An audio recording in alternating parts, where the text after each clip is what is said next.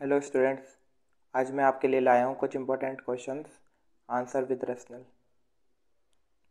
First question, differentiation of hysterical fits from epileptic fits. Epileptic fits क्या होते हैं? Uncontrolled jerking movement of the body due to the abnormal electrical discharge from the brain. It is mainly due to the functional और structural changes, जैसे कि tumour या कोई condition हो गई, ब्रेन की कंडीशन है, उस वजह से बॉडी के अंदर जर्किंग मूवमेंट होते हैं। जबकि हिस्टेरिकल फिट्स जो होते हैं उसमें भी अनकंट्रोल्ड जर्किंग मूवमेंट दिखता है। पेशेंट बेहोश हो जाती है या फिर सर घुमाने लगती है। ये ये एक अटेंशन सीकिंग बिहेवियर होता है। इसमें पेशेंट को तभी ये होता है जब किसी को सामने किसी को उसको दिखाना हो, अटेंशन ग्रैब करना हो। तो इन दोनों में यही डिफरेंस है। ये मतलब पर्पसफुली होता है और ये है अनकंट्रोल्ड, यानी कि इस पे पेशेंट कंट्रोल नहीं होता। ये ब्रेन की एबनॉर्मल कंडीशन की वजह से होता है। जो एपिलेप्टिक फिट्स है वो ब्रेन की एबनॉर्मल कंडीशन की वजह से होता है, और जो हिस्टेरिकल फिट्स होते हैं वो attention seeking behaviour, patient activity कुछ करता है ताकि वो अटेंशन को ग्रैब कर सके। ये लोगों के सामने होता है। तो इसका क्या आंसर होगा? ए ये नहीं होगा, बी नहीं होगा, सी इनकॉन्टिनेंस नहीं होगा, ये occur when people are watching.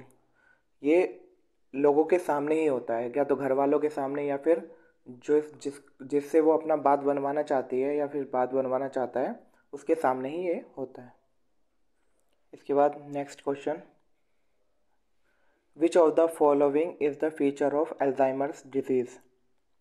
Alzheimer disease क्या होता है? ये क्या है? It is a neuro degenerative disease. इसमें क्या है, न्यूरॉन्स जो होते हैं ना वो हमारे डैमेज होने लगते हैं, और ये प्रोग्रेसिव होती है, एज के साथ साथ बढ़ती है। अब ब्रेन का क्या काम है? हमारा ब्रेन का काम है कॉग्निटिव फंक्शन जो होते हैं जितने भी, वो ब्रेन हमारा कॉग्निटिव फंक्शन कराता है, जैसे कि thinking, memory, judgement, reasoning, coordination, behaviour, ये ब्रेन ही कराता है।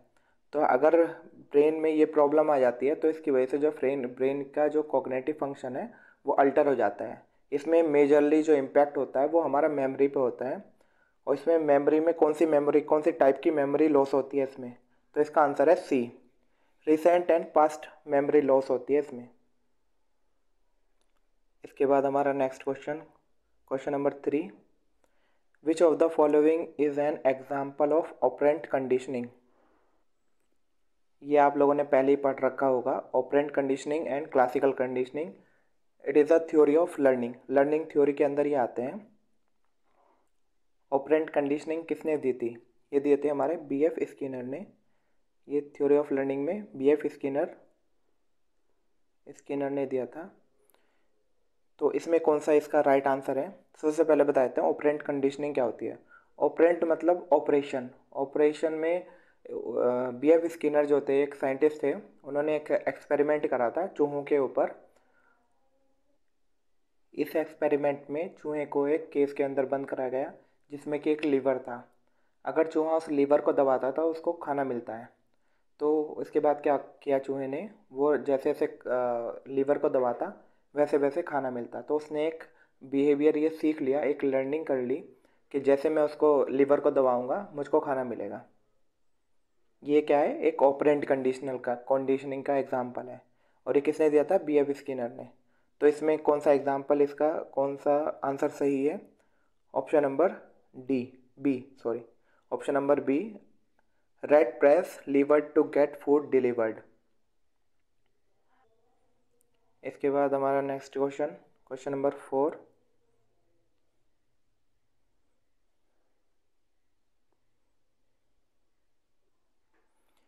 विच of the following therapies is based on learning theory. तो लर्निंग थ्योरी पे कौन सा थेरेपीज बेस्ड है इनमें से? इसका राइट आंसर है behavioural theory, option number A. क्यों? क्योंकि अगर हम कोई चीज़ सीखते हैं तो वो उसका डायरेक्ट असर हमारे बिहेवियर में पड़ता है। इसके बाद हमारा next question, culture media is sterilize by which of the following method. तो इसका राइट आंसर है ए, कल्चर मीडिया क्या होता है? इसमें माइक्रो ऑर्गेनिज्म को ग्रोथ कराते हैं स्टडी करने के लिए, एक सुटेबल एनवायरनमेंट देते हैं ताकि वो अच्छे से ग्रोथ कर पाए, उसके बाद उसको स्टडी करेंगे। Next question, question number 6। When an infant is vomiting uncontrollably, it is important for for nurse to assess which complication। अगर एक पेशेंट अनकंट्रोलेबली अगर अनकंट्रोल्ड वॉमिटिंग करे जा रहा है तो उसकी वजह से कौन सी कंडीशन होगी? एसिडोसिस, एल्कलोसिस, हाइपोकैलेमिया या फिर हाइपरकैलेमिया। अगर बॉडी से एसिड HCl रहता है ना, जो स्टोमक है अपना HCl रिलीज़ करता है, अगर स्टोमक से HCl रिलीज़ हुआ और वो वोमिटिंग के थ्रू बाहर निकल गया तो हमारी बॉडी में किस चीज़ की कमी होगी? एसिड की कमी होगी। अगर एसिड की कमी होगी तो कंडीशन क्या होगी हमारी? एल्कलोसिस की। तो इसका राइट आंसर है बी। इसके बाद next question, question number 7। Neonate of diabetic mother is at risk for all of the following except। इसका राइट आंसर है D, hyperbilirubinemia.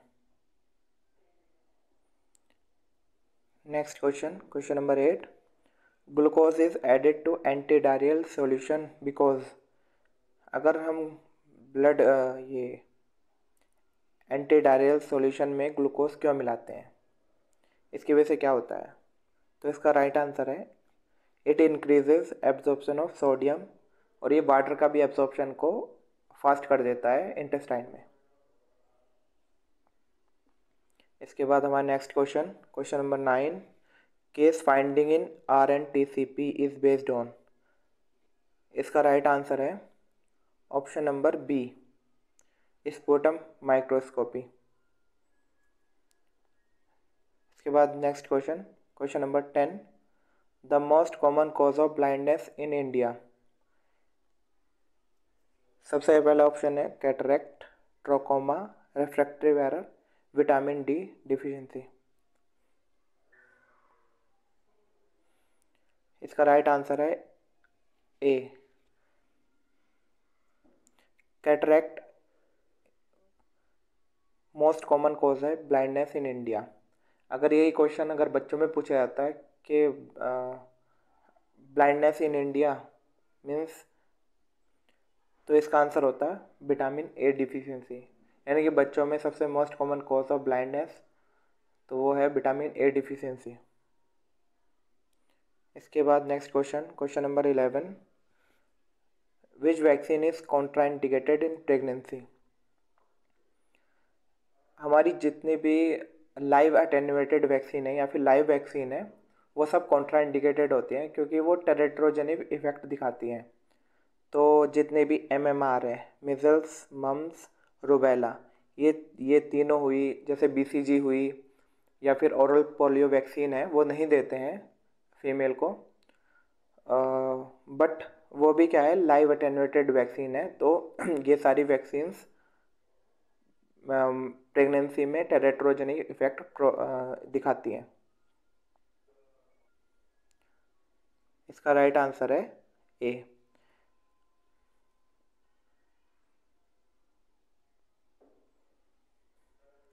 Next question, question number 12। Which one of the following is commonest side effect of copper T. Copper T के ideally ये सब side effect होते हैं, ये सारे side effect जो हैं वो कॉपर टी के साइड इफ़ेक्ट ही हैं। बट मोस्ट कॉमन कौन सा होता है? इसमें मोस्ट कॉमन है bleeding. Bleeding is the most common side effect of copper T. इसके बाद हमारा next question, question number 13। A patient develops red I 2 days after an episode of malarial, probable cause is। इसका right answer है option number C, viral keratitis. Next question, question number 14। 1 tablet of chlorine is efficient to chlorinate how many liters of water। इसका right answer है option number B, 20 liters.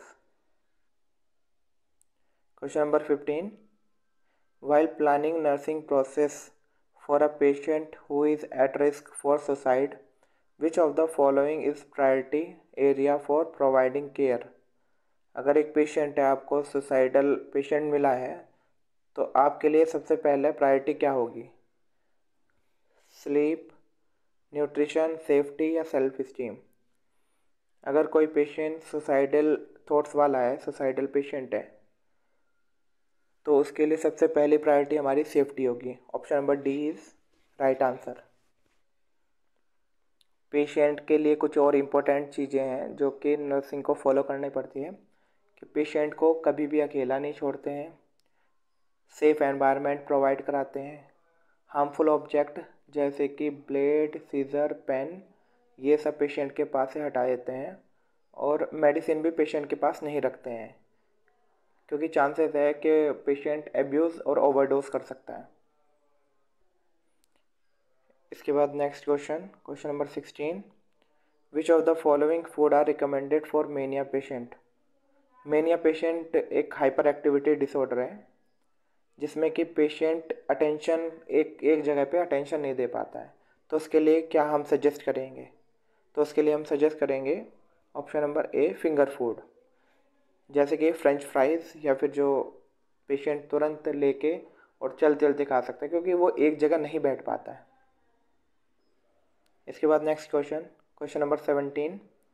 The Indian mental health act was passed during the year? इसका right answer है option number A, 1987. इसके बाद next question number 18. Best test to assess the fluid status in a burn patient? तो इसके लिए हम कौन सा टेस्ट हम करते हैं फ्लूइड स्टेटस चेक करने के लिए बर्न पेशेंट में? सबसे बेस्ट टेस्ट है हमारा यूरिन आउटपुट, बट इसमें अगर यूरिन आउटपुट ऑप्शन में नहीं है तो इसके बाद हम क्या टिक करेंगे? उसके बाद हमारा ऑप्शन सही हो जाता है ऑप्शन नंबर बी, हेमेटोक्रिट. इसके बाद हमारा next question number 19. What is the source of bright red blood flowing back into the tubing of an intravenous? एक पेशेंट को कैनुला लगा है और उसमें अगर आपने ये आईवी सेट कनेक्ट किया, बोतल कनेक्ट की, तो उसमें क्या कि ब्राइट रेड बैक फ्लो आ रहा है और पल्सेटाइल भी है. तो इसका क्या मतलब रहता है? इसका ये मतलब रहता है कि वो आर्टीरियल ब्लड है, क्योंकि आर्टरी वाले ब्लड में एक प्रेशर होता है और पल्सेटाइल भी होता है. तो इसका राइट आंसर है आर्टेरियल ब्लड. उसके बाद next question number 20. GFR is increased by? GFR means glomerular filtration rate. ये क्या होता है? GFR क्या होता है? ग्लोमेरुलर फिल्ट्रेशन रेट क्या होता है? The rate which kidney filters the blood, it is called GFR. GFR normal rate 120 ml पर मिनट. तो GFR किस कंडीशन में इंक्रीज़ होता है? हिस्टामाइन का कोई रोल नहीं है, वैसोप्रेसिन GFR को कम कराता है, एंडोथेलियम का कोई रोल नहीं है. Option A is right answer, atrial natriuretic peptide hormone.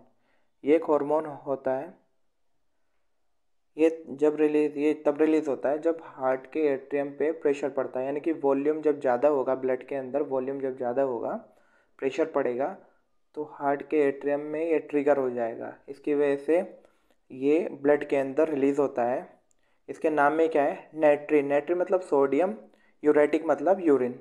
ये क्या काम कराता है कि जो यूरिन यानी कि वाटर एंड सोडियम को प्रिवेंट कराता है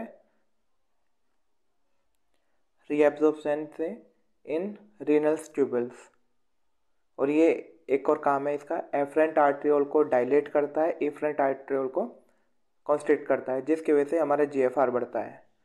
तो इसका राइट आंसर है A, atrial natriuretic peptide is the right answer.